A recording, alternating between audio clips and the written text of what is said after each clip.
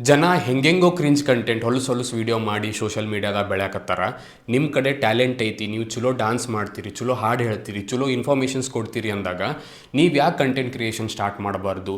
Content ಕ್ರಿಯೇಷನ್ನಾಗ ನಿಮ್ಮ ಕಡೆ ಎಷ್ಟು ಕಾಸ್ಟ್ಲಿ ಫೋನ್ ಐತಿ, ಎಷ್ಟು ಕಾಸ್ಟ್ಲಿ ಮೈಕ್ ಐತಿ, ನಿಮ್ಮ ಸೆಟಪ್ ಎಲ್ಲ ಹೆಂಗೈತಿ ಅನ್ನೋದನ್ನು ಸದ್ಯಕ್ಕೆ ವಿಚಾರ ಮಾಡೋಕ್ಕೆ ಹೋಗ್ಬೇಡ್ರಿ. ನೀವು ಜನರ ಜೊತೆಗೆ ಎಷ್ಟು ಚಲೋ ಕನೆಕ್ಟ್ ಆಗ್ಬೋದು ಅದು ಮೇನ್ ಮ್ಯಾಟರ್ ಆಗ್ತೈತಿ.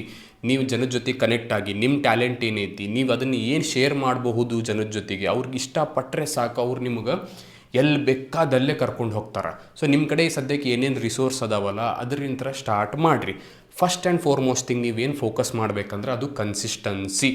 ನಿಮ್ಗೆ ಇವತ್ತು ಮೂಡಿಲ್ಲ ವೀಡಿಯೋ ಮಾಡಬೇಕಂದ್ರು ವೀಡಿಯೋ, ನಿಮ್ಗೆ ಇವತ್ತು ಮೂಡಿಲ್ಲ ಏನೋ ಕೆಲಸ ಮಾಡ್ಬೇಕು ಕೆಲಸ, ಎಲ್ಲಿ ಮಟ್ಟ ನೀವು ಕನ್ಸಿಸ್ಟೆನ್ಸಿ ಮೇಲೆ ಡಿಪೆಂಡ್ ಆಗಿ ಕನ್ಸಿಸ್ಟೆಂಟಾಗಿ ವೀಡಿಯೋ ಹಾಕ್ಕೊಂಡು ಹೋಗ್ತೀರಿ ಆವಾಗ ನಿಮ್ಮ ಗ್ರೋತ್ ಕಾಣ್ಕೋಂತ ಬರ್ತೈತಿ. ಸ್ಲೋಲಿ ಆದ್ರೂ ಗ್ರೋ ಆಗ್ತೀರಿ.